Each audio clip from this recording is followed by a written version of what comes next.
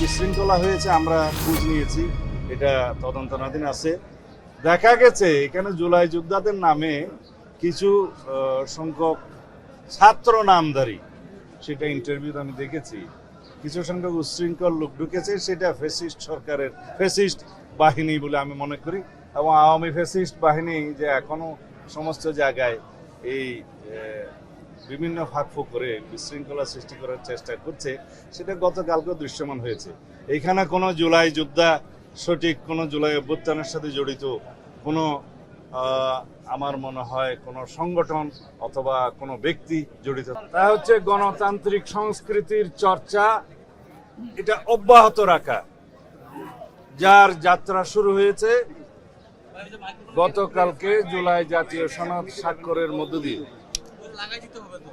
এটার পূর্ণাঙ্গ বাস্তবায়নের মধ্য দিয়ে বাংলাদেশে রাষ্ট্র কাঠামোতে গণতান্ত্রিক সংস্কারের মাধ্যমে একটি শক্তিশালী গণতান্ত্রিক সমাজ, রাষ্ট্র, সরকার বিনির্মাণ হবে। আমরা সেই জন্য নতুন যাত্রা শুরু করেছি।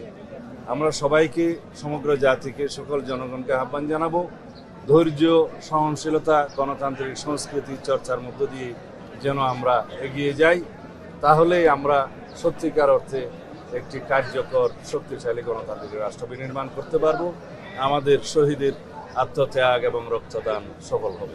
3টি কি 4টি বাম রাজনৈতিক দল স্বাক্ষর অনুষ্ঠানে যেতে পারে না। আমি বলবো না স্বাক্ষর করেনি, স্বাক্ষর করার সুযোগ উন্মুক্ত আছে। আশা করি তারা ভবিষ্যতে সনদে স্বাক্ষর করবে না।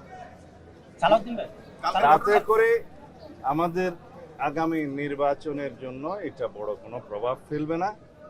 আমরা মনে করি সহনশীলতা সবার মধ্যে আসবে।